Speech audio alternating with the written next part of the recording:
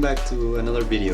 Today we're going to talk about my water snake, and this is just a short update on his setup and how he's been for the last year. So here's his tank. This is Grover's tank.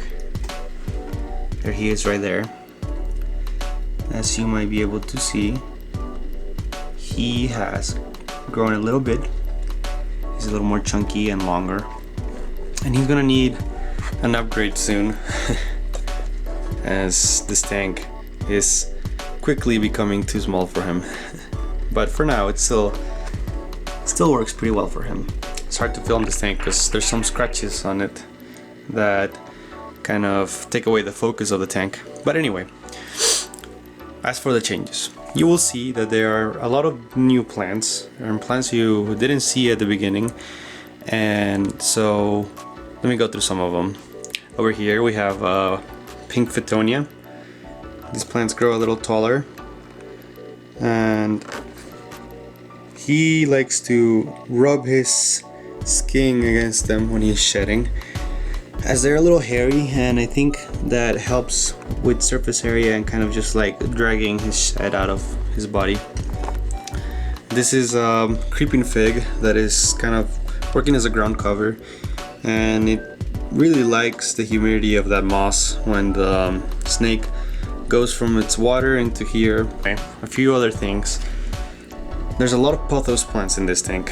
They have completely taken over the tank. As you can see, I have to continuously keep clipping them.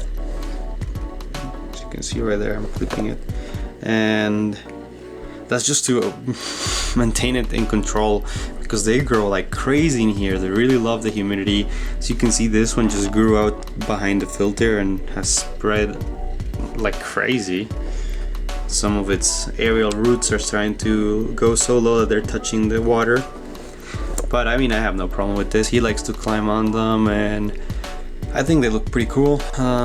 This is definitely not one of my best tanks. I did this when I was still learning how to create backgrounds and whatnot, so a lot of the background spots are not too beautiful. There's definitely some spots where the silicone has run off, and I've definitely improved my technique since then. But you know, it works for him. He likes it. He likes to spend his mornings up there and just bask under these lights. These lights are LED light bulbs. There it is.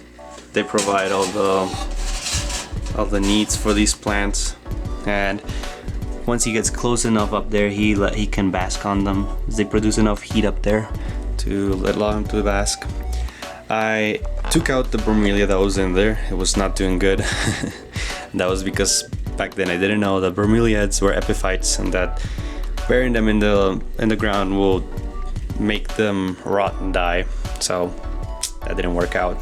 I also took out the elephant bush that I had in there, as that is considered a succulent and obviously didn't like all the extra humidity and wet substrate.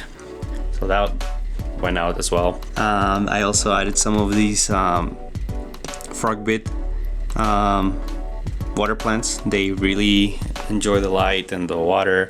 They've actually exploded in size and they cover the whole tank, so I had to cut down a lot of it, and yeah, I expect it to come back in no time.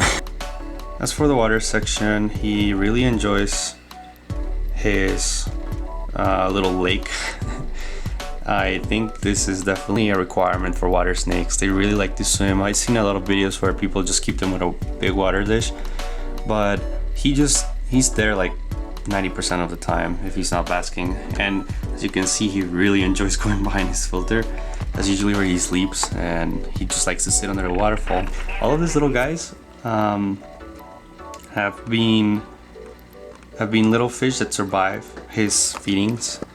And this was the time when I was trying to feed him zebra danios, but they survive, and they have been able to outrun him, and they started to breed, and as you can see, now we have a small population. I have trained him to eat tilapia, so now he will take frozen thawed tilapia that I just offer it to him, and he takes it. He also takes pinkies every now and then, but most of the time he's fish eater. The water is a little bit darkish, and that is completely normal because the cork bark that hides the filter releases a chemical called tannins, and this chemical is very natural, very good.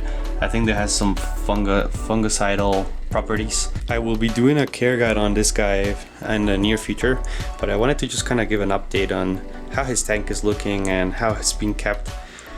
This guy is definitely one of my favorite animals. He's just so cool and beautiful. He's so active all the time. He's definitely due for a bigger tank. As you can see, he's starting to get a little long. So I want to make him an even cooler tank, and I will definitely be filming that build when the time comes. Well, thank you so much for watching. If you enjoyed the video, please leave me a like. If you want to see more things like this, please subscribe. I am trying to post things more often. The semester is back in session, so it's a little bit hard, but also, if you have any comments, tips, or concerns, please leave them down below in the comments. I always make sure to check for those. Thank you so much for watching. What are you talking about?